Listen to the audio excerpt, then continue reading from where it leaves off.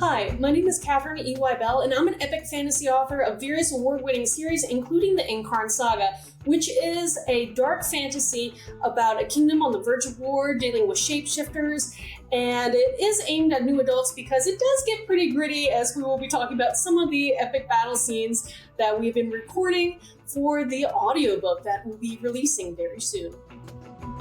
Welcome to Scratch, Claw, Push, a podcast about artists clawing out a place for themselves in the world. I'm Billy Jo Cones. And I'm Brendan Duke.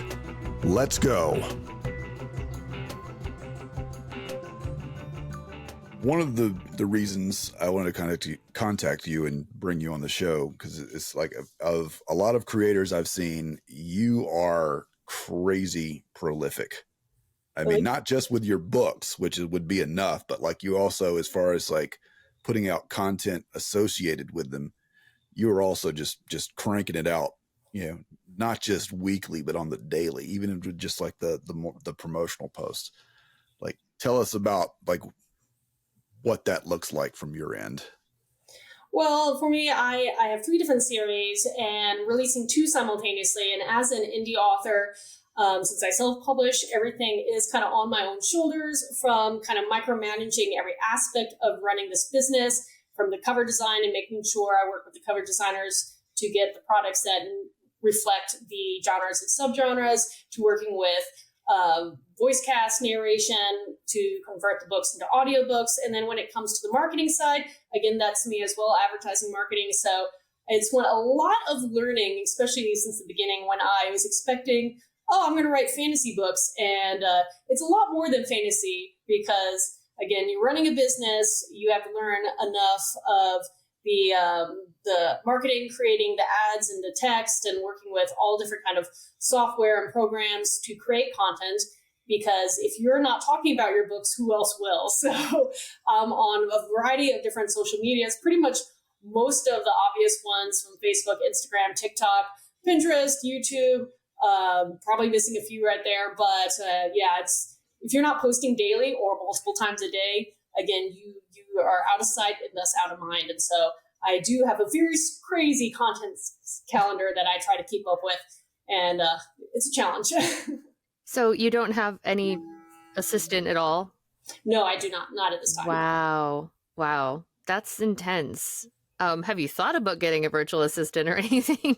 I did for a little while, but it all just depends on the year. And so some years are a little more plentiful than others. And so that kind of also goes with it. But that's one of the reasons why I really take a lot of time and energy to try to better myself, not just with the craft of writing, but with the marketing and advertising parts. And so I go to conferences and take seminars, and I'm always trying to learn how to improve myself and work smarter, not harder in many ways. So repurposing content is something I do, but I do have a rotation schedule. So if I have someone who follows me on different platforms, they're not seeing the same stuff across the board every day. But I do repurpose it, which does help me so I don't have to create exactly new things for each platform every day.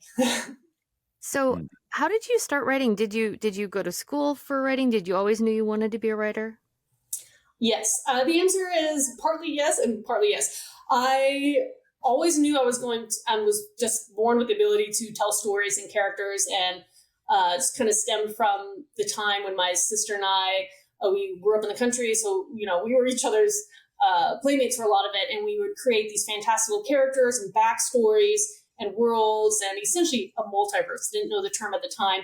And I always loved those characters and the worlds and realms and wanted to share that with the world. So I decided I was going to write books about them in the future. And that was it.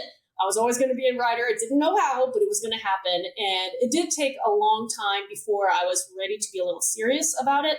And I chose, I think I was right about to go to college and had this, inspired by a dream, a vivid dream dealing with a tiger shifter in a military camp and trying to figure out what was going on. And so couldn't get it out of my head, kept thinking about it, and started dabbling with the first few chapters. And the story just came to mind. And I was like, this is going to be my first book. And had to put it on a 4-year hiatus through college, but came back to it. And it is the one, it's Claws. And it is the one that I became my debut book, and it took me a long time to figure out the self-publishing aspects, everything from finding editors and formatting and cover design. But it was my first book baby that was released to the world, and I never looked back. Were you always planning on doing the self-publishing thing just from the get-go, or did you submit it around to a few different publishing houses? That's a great question. No, I did not initially intend to be a self-published author. I did try to do the querying process, but I know I'm a bad person at querying. I really am. And that is a skill set in and among itself. There are courses and books and just like to teach you how to do that process. But as I was kind of floundering with that process, again, learning curves, I thankfully had known a couple self-published authors, and they were enjoying that experience and talking about it and kind of encouraged me to try that route. And it was a long learning curve, because I released the book and I was like, oh, people will find it. That's how it works. And it took me probably a couple years before I realized, no, I have to market myself. No, I have to advertise and actually be present on different platforms. But now I have this one series behind my belt, 2 others that are well on their way, and multiple awards and recognition. And it's just a great path that I've followed so far. So are you a plotter or a pantser? I had to get this out of the way up front. What now I guess is termed as a planter. You plant the seed and let it grow. I do when I come up with a concept of a book, kind of like a SARS clause, I know the beginning, the end, and typically how many books about are going to be in the series, because I am a series writer, and I know the high points, the main characters, and stuff like that.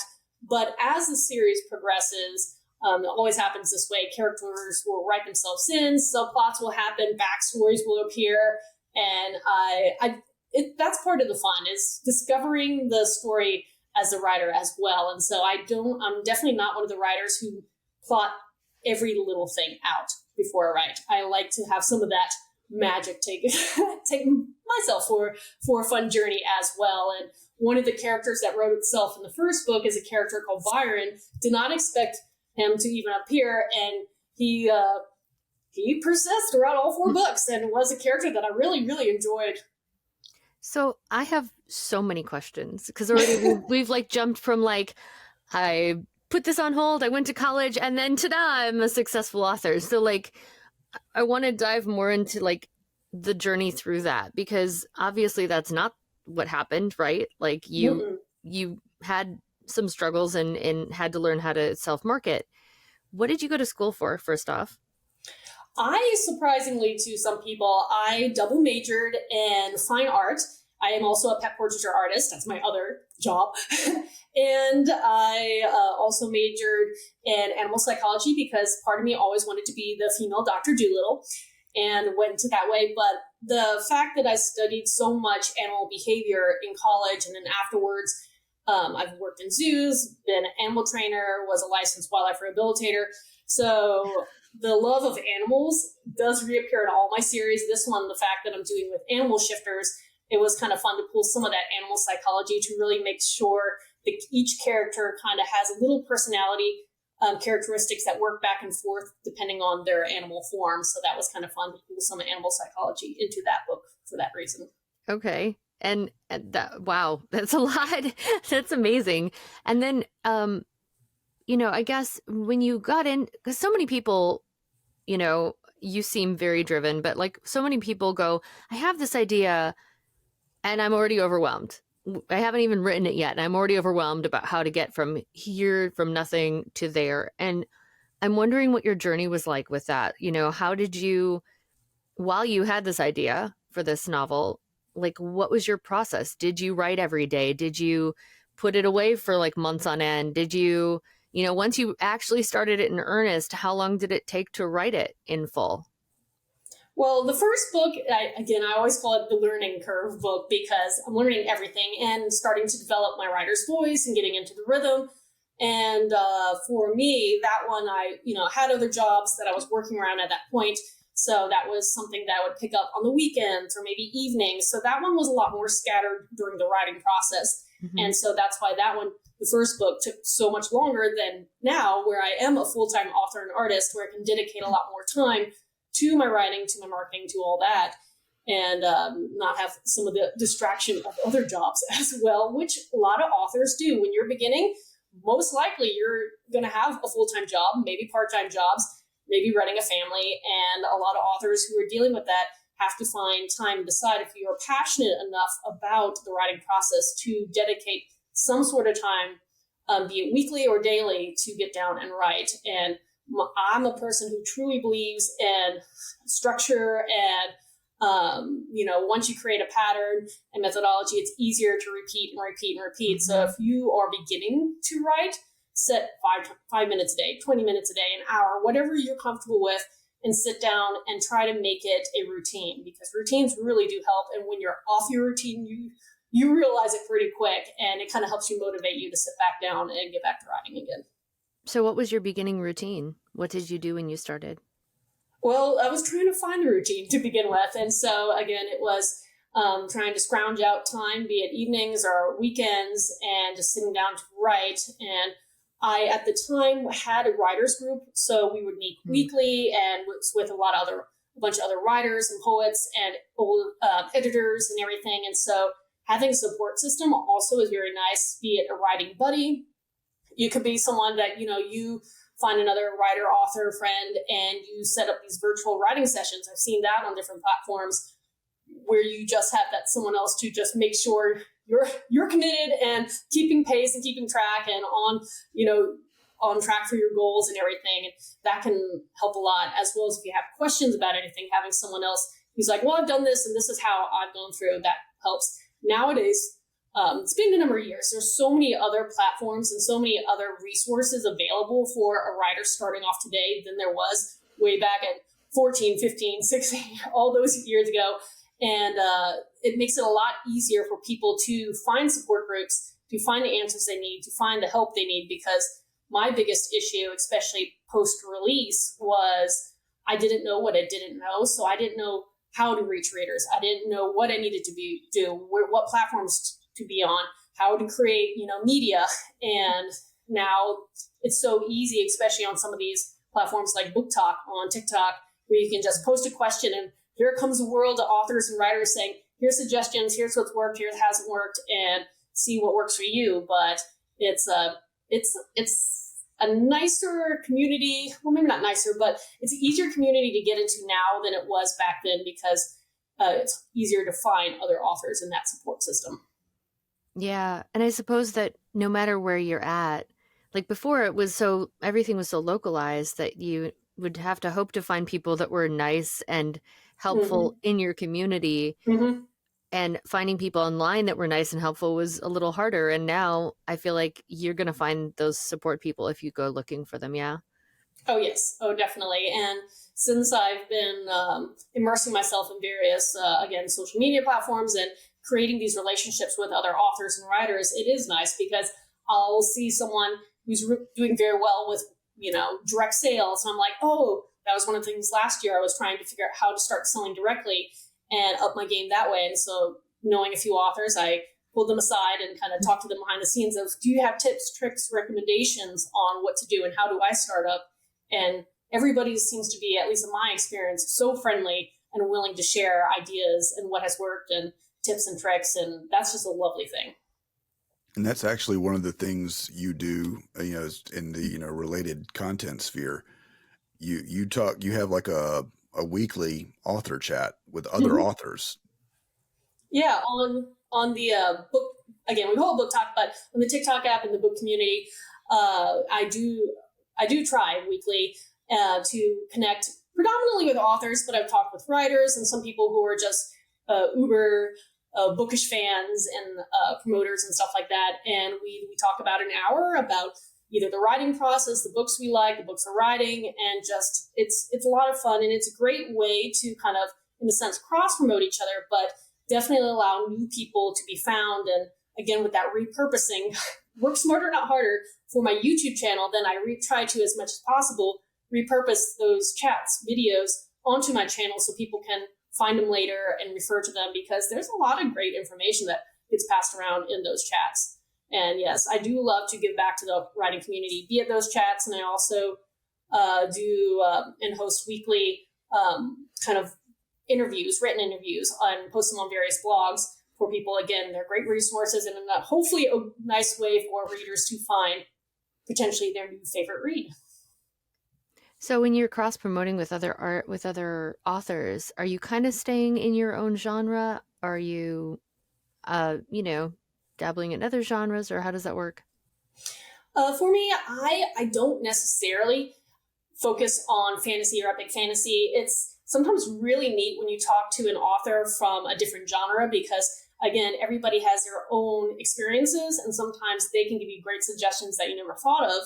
But just because I do promote myself as epic fantasy, I do know that the hub that usually circles around me are people who are in the fantasy realm predominantly. So it is heavy on the fantasy side, but it's not exclusive by any means. Okay. So in this journey, this is something I'm super interested in, but in this journey, was there ever a point when you were like, I can't do this, I'm just going to go get a job? Every time I look at my checkbook. No, I don't know. I feel like I would always be a writer and find a way to produce books, even if it wasn't something that was helping support me. And I will be honest, again, this is one of two jobs that together make my income, the other being the pet portraiture and animal painting. But, I could not see myself putting down the pen and walking away entirely. If it meant that I had to pick up a part-time job, so be it. But I could not stop writing and create these, fantastical realities. And that's just something that I think is ingrained into me enough that I will always do it. But fortunately, it's currently paying the bills. The light is on, so we're good. But I'm sorry. No, at what point in your journey did you make the leap to being, just like an author and an artist? That one I made earlier on. I had a little seed egg that I was trusting, had the faith and crossing fingers. At the time, I was also living in New Orleans, which is a very artistic community. And so I was doing a lot. I was a little more heavily focused on the art side of things as I started building my backlog of various books, because it took me a little while to get some of that up and running. But since then, a few years ago, I switched over and now writing is my predominant thing and painting is kind of put on the back burner for much of it, just because the nice thing about writing is once you create a book, it's out there. When you paint a painting and it sells, it's gone. So when you start writing books, and one of the things a lot of these big, I'll call them like the big authors in indie publishing that make the $6 and $7 figure incomes, when I talk to them, they're like, write a book and write the next one and write the next one and write the next one. That's how you do it, is because if you write enough, you can have enough to sell. And it's easier to sell one person 10 books than 10 books to 10 people. Mm-hmm.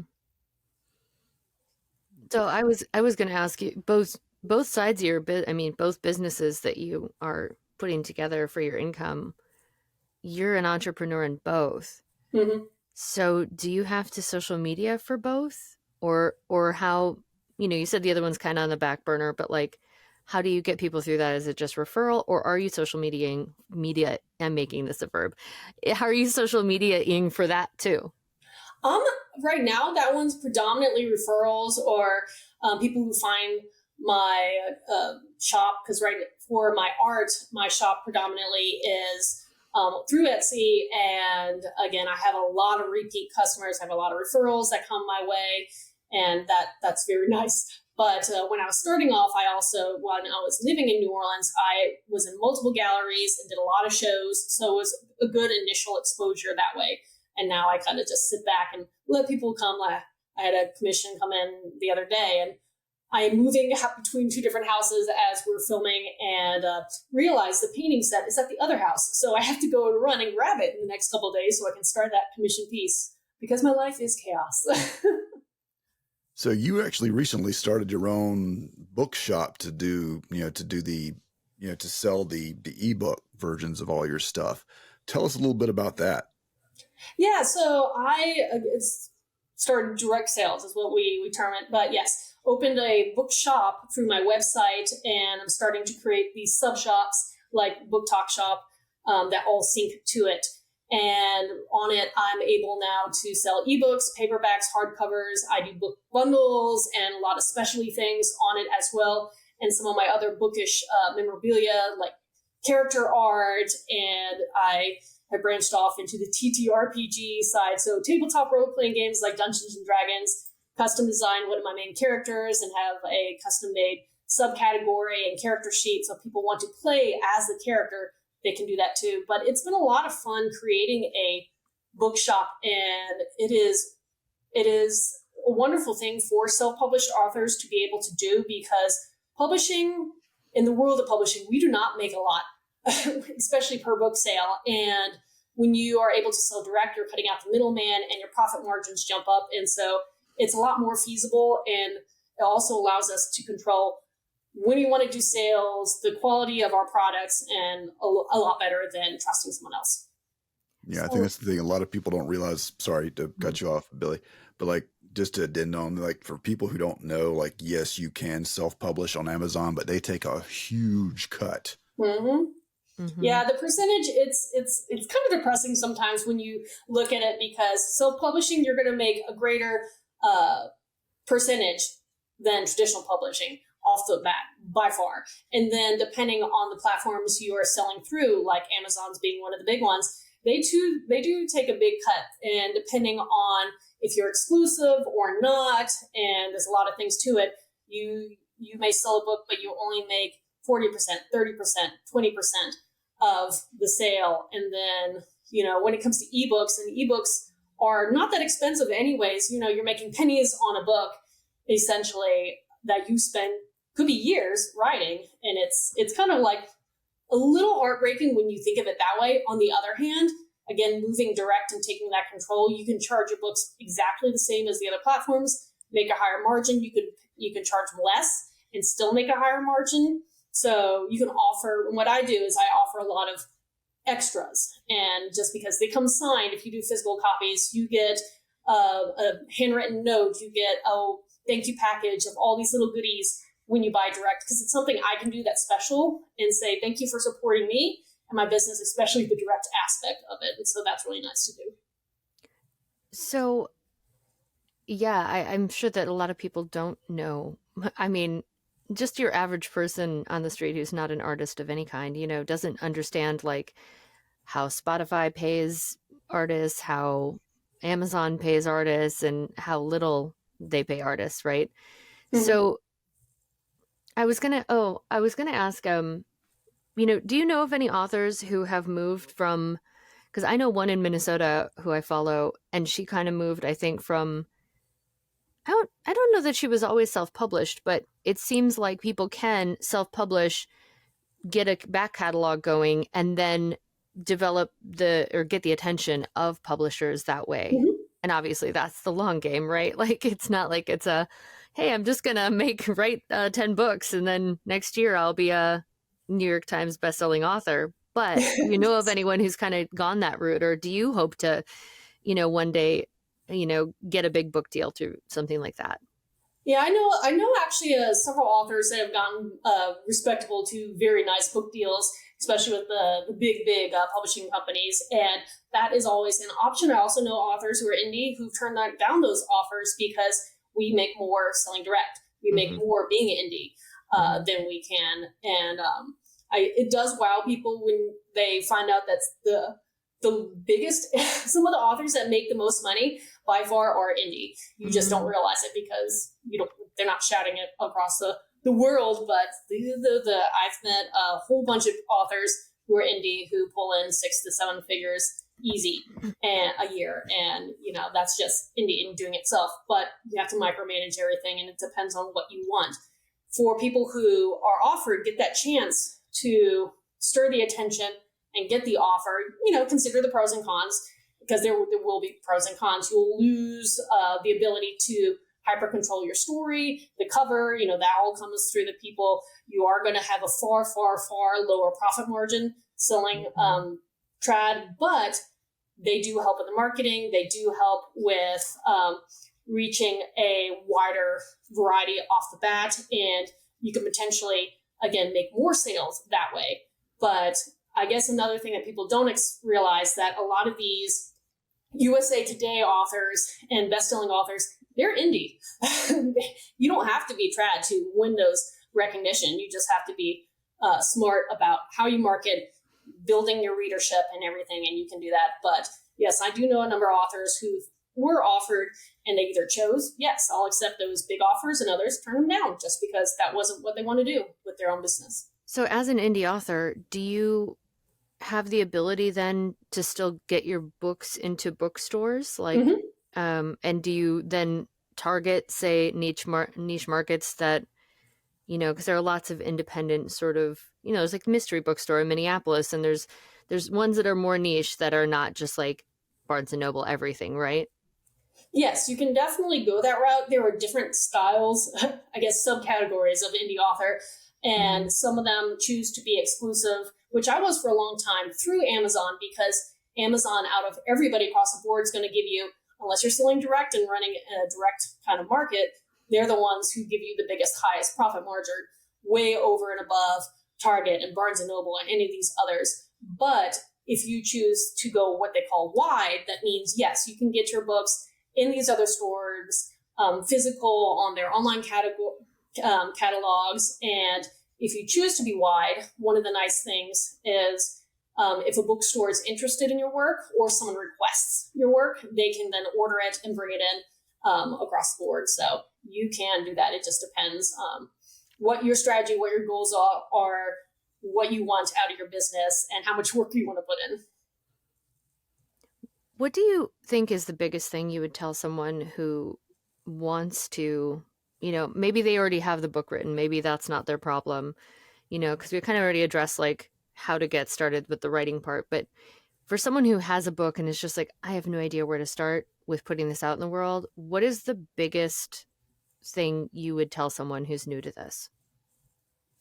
If you are, I think my favorite answer to that question is start building your platforms right away. And you could be, you know, at that conceptual stage where you have an idea, but you haven't even put words on paper, or you could be, you know, 30 books deep into your series so far. But wherever you are, start building your platforms right away if you haven't already. And the great thing is, if you are on the earlier side of things and you pick 2 or 3, 1 or 2 of, you know, social media or newsletter, and you focus on that and try to master those, but start talking about your process, where you are, what your themes are going to be, and kind of building the buzz. By the time you release, you'll have all these readers theoretically ready to buy your book, versus what I did initially, where I published the book and just waited way too long to realize, oh, I was supposed to actually do something on my end. So do you have an email list then? I do have a newsletter. The link is usually found on my website, and our website is really the hub for anything you're trying to find out about me, be it anytime I run Kickstarters, newsletters, social media, what's happening, new releases. And my website is my name, Katharine, Katharine, Wibell, Wibell, and books.com. And on that, you can find my newsletter subscribers. But yeah, I do keep that up because that is the best thing you can do, is have a direct link to your readers, because you never know if a social media platform is going to exist tomorrow. So having that direct link allows everybody to be in the know and never lose touch with you if something goes down. Yeah, and that's why I asked, is because there's so much hubbub over the whole like, hey, TikTok might go away thing. And, you know, I know a lot of creators, it's like, but TikTok's their platform, right? Yeah. And so a lot of people are like, oh, but I don't want to manage all these other platforms. It's a lot. It can be a lot. And I get that. But I think you're right. If you have stuff in lots of different places, then you're never going to be out of luck if, you know, something goes away, right? Yes. And it's nice to have at least a couple options. And again, newsletters are great because they are a direct link between you and your readership. And so that's why they're important. Some people, and I know actually not some, most authors roll their eyes at releasing newsletters because it's just an extra thing to do. And I know on the readers, it's like, why do I want another newsletter hitting my inbox? But again, theoretically, if something happens and everything else disappears for whatever reason, that is your direct link. So having that, and then also having at least a couple platforms that, you know, in this worst case scenario possibility, you can be like, well, you can find me here if you want to make the jump.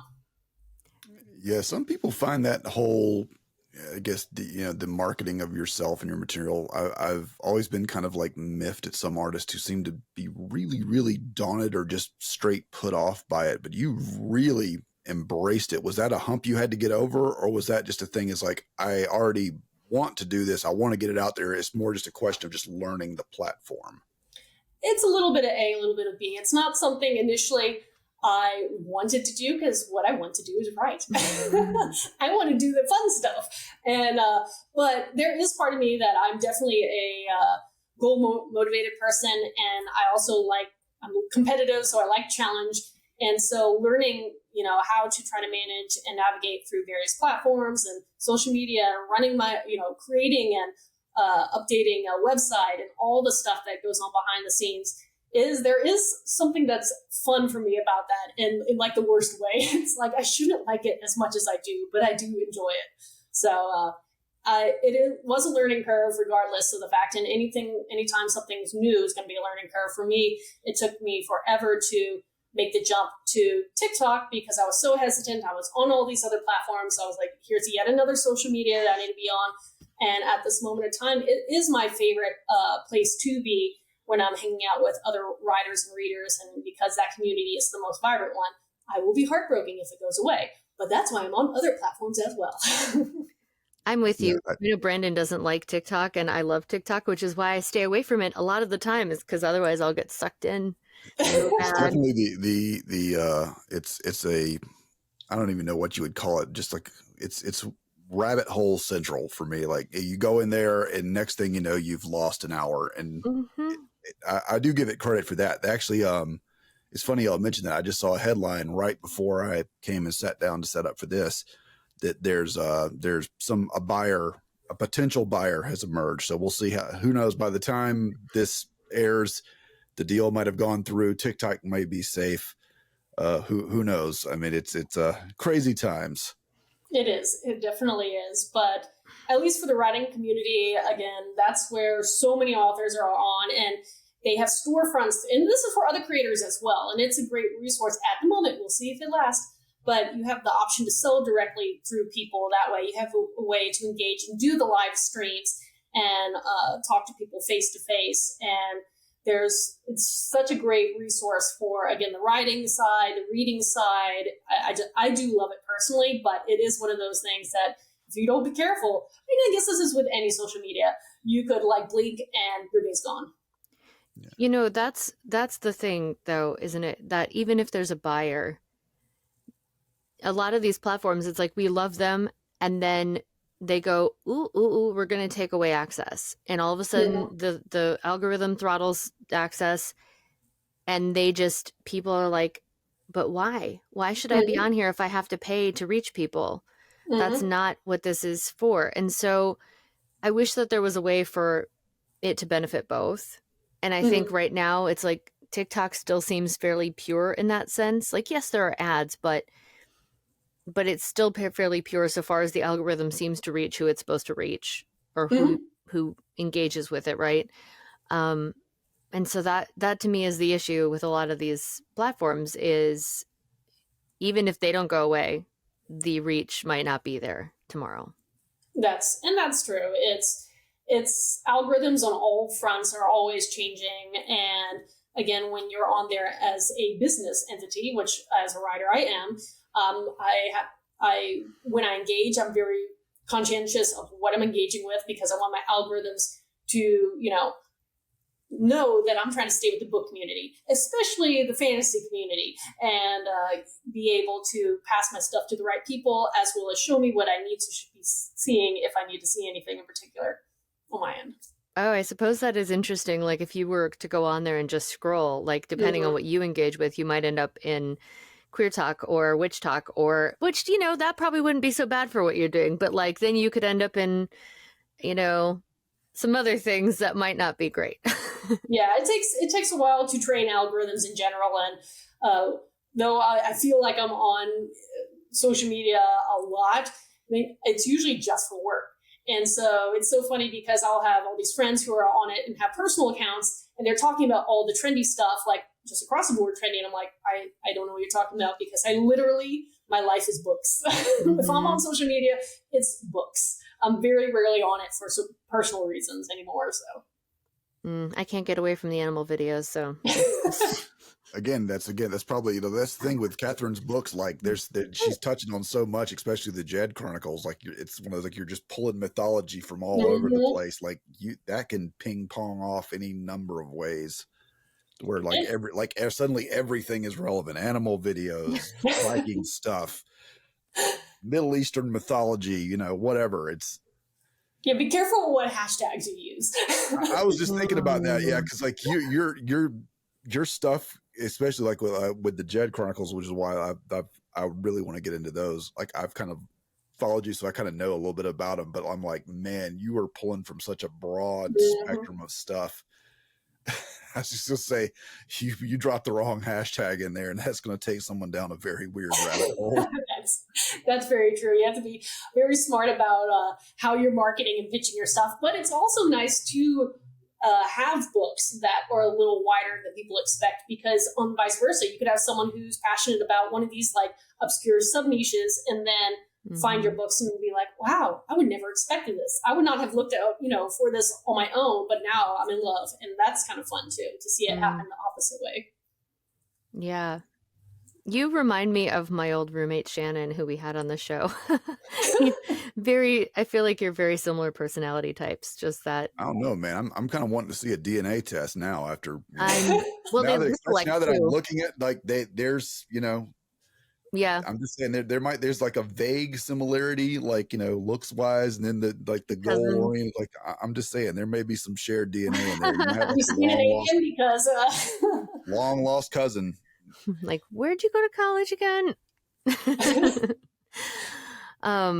Yeah, no, that this is all very interesting, because I love hearing from people like you too, who are this driven and just driven to figure it out, like don't get, because I personally, I'm driven and I'm persistent, but I also get thrown off pretty easily. Like if there's an obstacle, I'm like, I don't wanna, like, I don't understand this. And then I will pout for a while, and maybe a couple weeks later, I'll be like, okay, fine, I'll figure it out, I guess. Like, and like, so there's times when something fairly small, or just, where it's like your brain doesn't want to tackle that particular problem.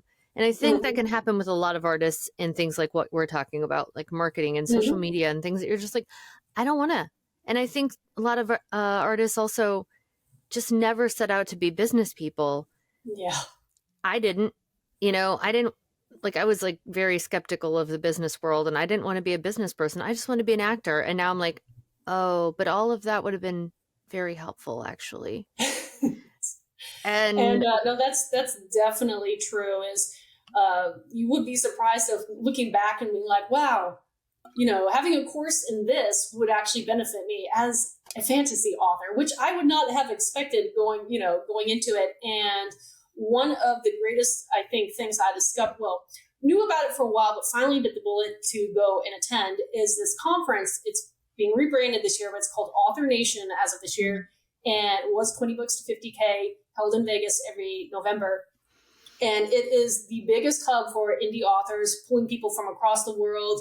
If they're an indie author name there that's recognizable, they're going to be present, including one of the people who just, you bump into people you don't realize who they are. Like the author from 50 Shades was there because she was indie originally. And like everybody who is indie, is hybrid, shows up there. And it's such a great resource from, again, starting stage one from the craft all the way to if you're a 6-figure author and you're still trying to grow your business, what to do at that point. I mean, it has everything there. And it was such a wowing thing. And I do recommend, if people can find a way to afford that kind of thing, that is, if you're taking indie publishing seriously, you should attend that for sure.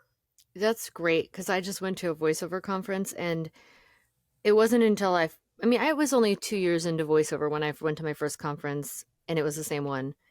And it changed my life. Mm-hmm. And I don't say that lightly, but it's the reason I live in Georgia now. And it's the reason that it's like, it just broke open my paradigm about like what I could do and where I could do it from and what I needed to do to get there. Mm-hmm. And I think so many people are just look at the price tag and go, oh, I can't do that. It's not going to be worth it. And I convinced my roommate to come this year, and he's like, I'm so glad you did. And I think that's the thing. It changes who you know. That's a big part of it. Like you said, Yeah. you meet really great people, and then it changes the way you think about what you're doing.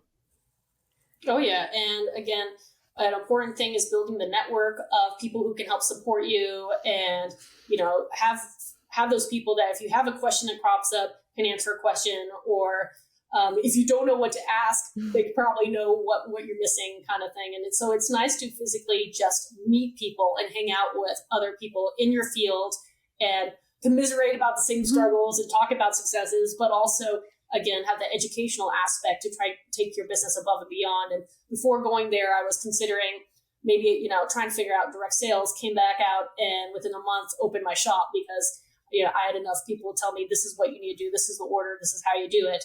And since then have earned back all the money that I spent going to that conference, because now I'm selling direct and have a higher profit margin. So wait, when was that conference that you went to, and how long it was after? In the beginning part of November. And so last fall? And I opened my bookshop towards the end of November, beginning of December time. Wow. See, and that's another thing I find with conferences is it can energize you. And like, especially if you're just like kind of lost steam on stuff, can re-energize you and inspire you to like do more and pick that back up again. But yes. that's impressive. Yeah. So it's always, I love when people find those, again, the people they need to find to connect, to help them support, or again, larger support-based systems, like maybe a conference, a convention or something like that. But those are all wonderful things. So it's been a pretty common theme of people, you just say, like, on one of the things that's come back again and again and again in the show about just people like finding their tribe. Yeah, that's yes, that term.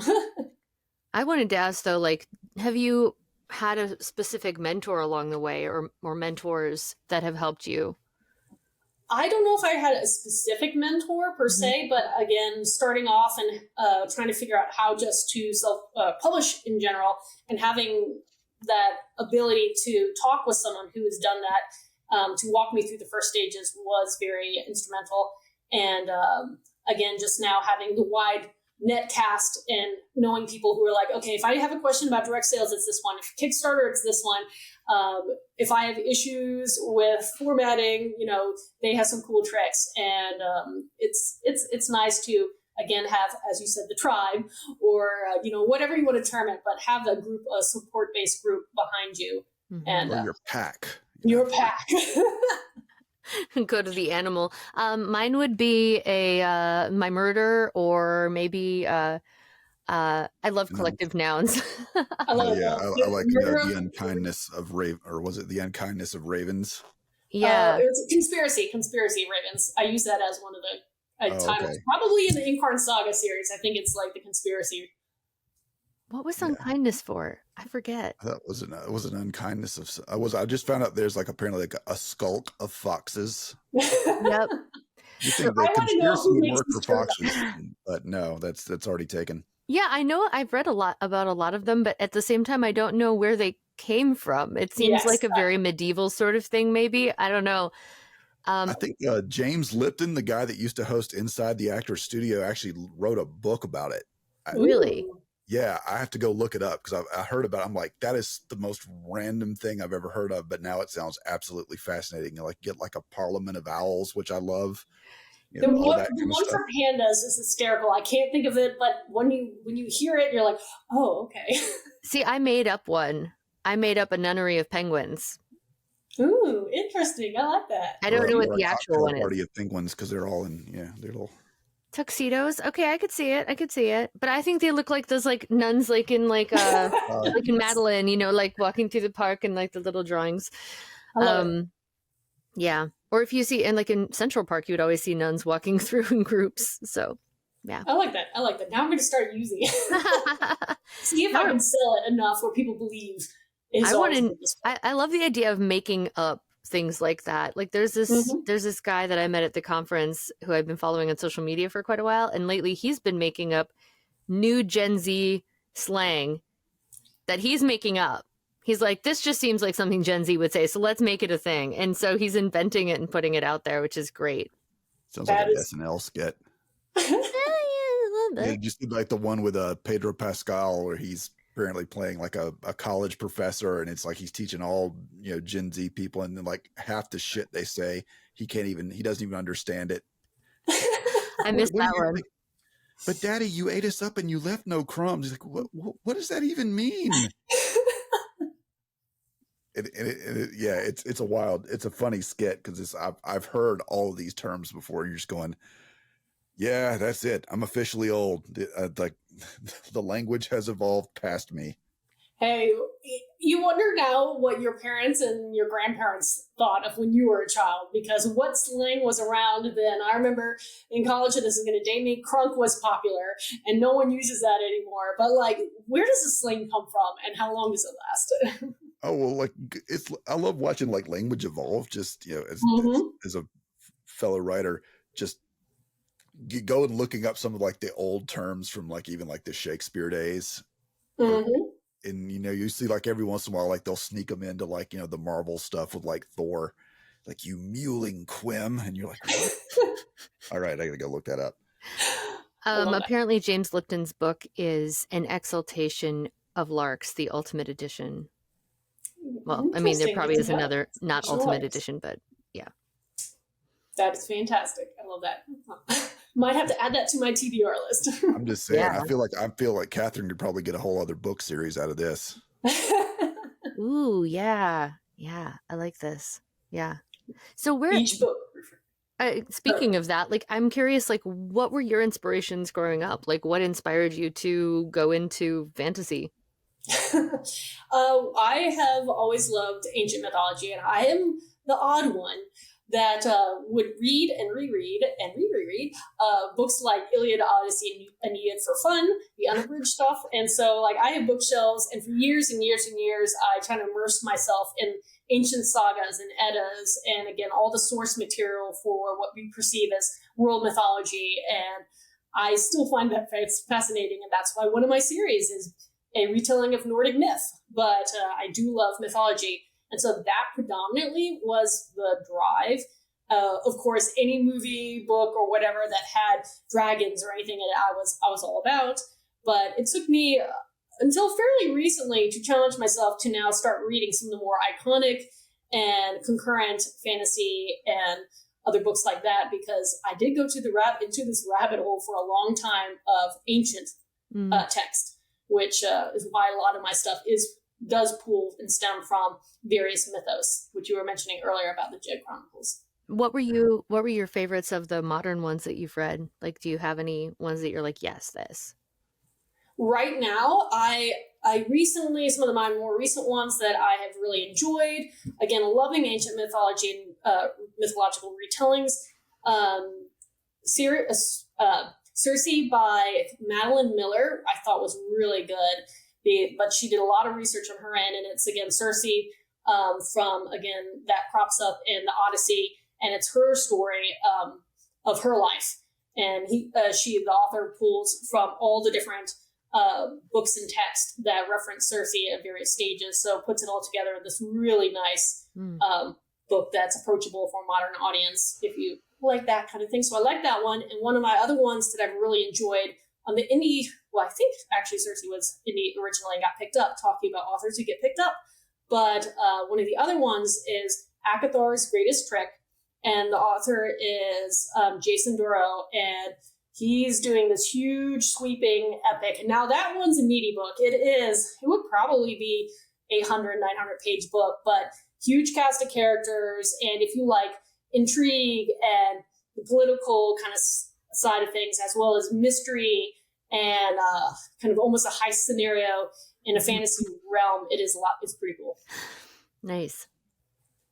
So but you've actually been juggling two different series as far as like the writing, because like for the last few months, I swear it's like, okay, here's a new one from the Guardian Speakers, and then here's and now here comes book 4 of the Djed Chronicles.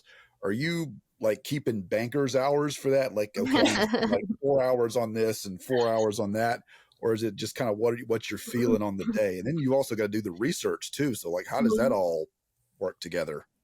Well, I thankfully figured out, and it was over. I know during COVID, there was a lot of bad things that happened, but for a lot of writers, it even inspired people to sit down and fill their time by writing things. And now we have a lot of new authors cropping up because they took that leap during that time. For me, it allowed me to restructure what I was doing, because up until that point, I was very art forward and writing was the second. And then I kind of did the flip during that time because I was able to concentrate more of my time on my writing, and I was able to get far ahead of where I am publishing, and that does help because I'll be writing books that you won't see for another 3 years because my publishing schedule, I have enough already written and in editing in various stages, and so that does help. So I'm a person where I like to write in the mornings, and if I don't sit down and write new stuff in the mornings, it usually doesn't happen. And in the afternoons, that's usually the focus of the marketing and editing and formatting and everything else that needs to be done are in afternoons. And I usually set my publishing schedule theoretically a year in advance. It never exactly meshes up correctly, but I do my best. But because, again, I have the books written well in advance, it does allow me to release multiple year and balance some of those series a little better. But I am always working on one book and then editing another. It does feel like that. And it does get a little loopy trying to remember which character am I at this moment in time. Yeah, because how many of you published just in the last few years? Define that. No, okay, since the pandemic hit, let's isolate it to that. Okay, I'm trying to think of how many I published prior to the pandemic. But yes, I definitely have almost tripled the count. But one of the series is a novella series. So I release 4 novellas a year. They add up to a full book. So it's technically only 2 books a year, but it looks like a lot. It's an illusion that I like to do. So I do one full length for the Djed Chronicles, my young adult adventure-based portal fantasy, magical multiverse scenario, and 4 of the novellas of my dark Viking fantasy, so a mythological retelling of Norse mythology. And it looks like a lot, but it's not as much as people think. Now we're just like, okay. I love when they're just like, it's not that much. And you're like, it's like we get people coming in here all the time. I'm actually really lazy. I have 2 production companies. I run like 4 podcasts, and I also have written like 12 screenplays through which are being made. And you're just like, and I also have 8 children. Yeah. Well, the only child I have is a 2-year-old Irish wolfhound. He's a big boy, a big baby, but that's my only child. That's a big baby. Yeah, they're not small. So tell the people, like I say, you've already told the website, but where can people find you elsewhere on the internets if they want to @ you? Well, obviously, my website's the easiest one to find all the links. And my newsletter through that one, but I am on TikTok, Instagram, Facebook, X. Not really on X. I'm just floating on X because you're on X, but you're not. Not on X. YouTube, Pinterest, like a lot of the big ones minus Threads. I've never made the leap to jump onto Threads, but I'm on a lot of those platforms, and I do try to respond to everybody daily. As best I can when people kind of comment and chit chat and talk. And I do post regularly on all those platforms, so you can find me on any of those. Awesome. Thank you so much for coming and chatting with us. It was really nice to meet you. It was nice to meet you too, and fellow Georgians all. Well, actually, Billy is from Wisconsin, and fair. Yeah. But I have dubbed her an honorary Southerner. You know. I love it. That will be all for this episode. To keep up with the show, follow us on social media at ScratchClawPush. If social media isn't your thing, you can contact us at scratchclawpush@gmail.com. To learn more about the show, visit scratchclawpush.com. This podcast has been a Carcutta Media production. This recording, or any portion thereof, may not be reproduced or used in any manner whatsoever without the express written permission of the publisher, except for the use of brief quotations in a review. Copyright 2024 by Carcutta Media, LLC, all rights reserved.